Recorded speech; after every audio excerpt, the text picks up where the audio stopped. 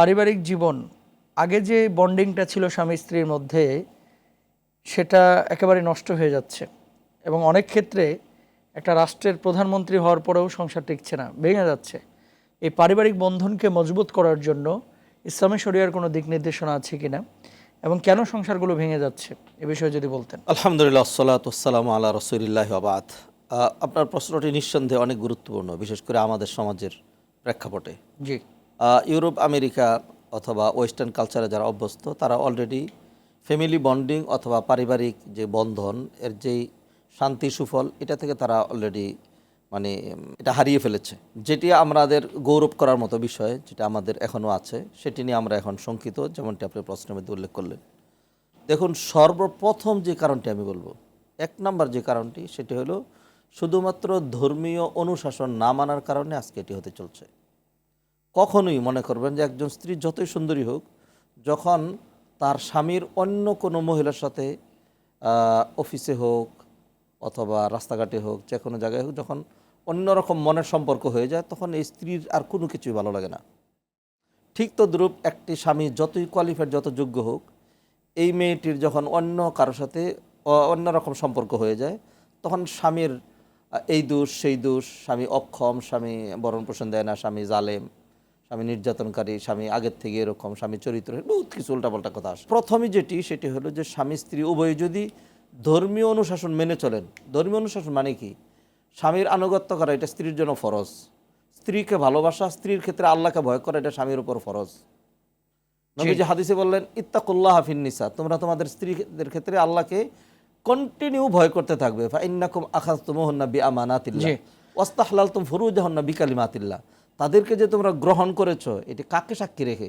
আল্লাহকে সাক্ষী রেখে। গুরুত্বপূর্ণ একটি প্রশ্ন, যে বাবা মা জীবিত থাকলে সে বাবা মার প্রতি সন্তানের কি কি হক রয়েছে এবং মারা যাওয়ার পরে সেই বাবা মার প্রতি কি কি হক বা দায়িত্ব রয়েছে সন্তানের, এ বিষয়ে যদি মোহতারাম আলোচনা করতেন। পিতামাতা মানুষের দুনিয়াতে আগমনের প্রধান মাধ্যম।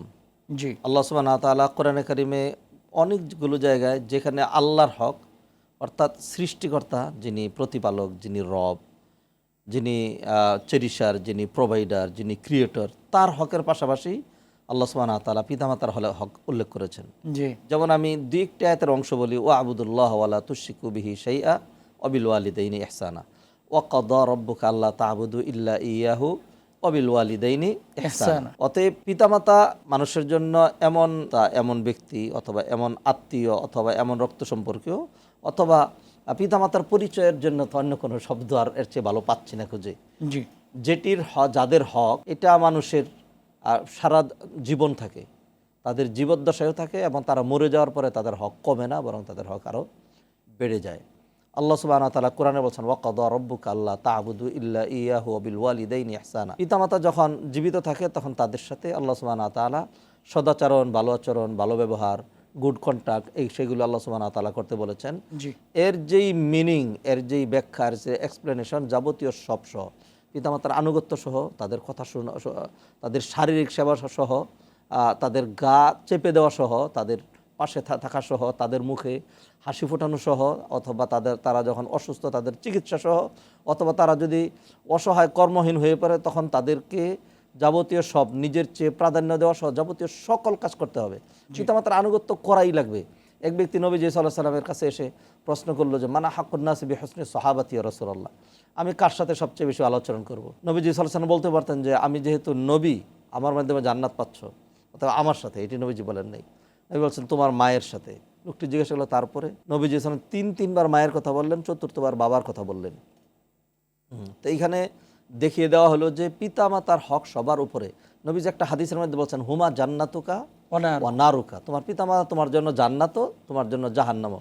অর্থাৎ তাদের কাছে রাজি খুশি করলে তুমি খুব সহজে জান্নাতে যেতে পারবে, আর তাদেরকে যদি কষ্ট দেও, আজকে কিন্তু এই জিনিসটা অনেক বেড়ে গিয়েছে। ছেলে মেয়ে পিতামাতার অবাধ্য, ঢাট দিয়ে কথা বলে, জোর করে কথা বলে, ধমক দিয়ে কথা বলে, কথা শুনে না।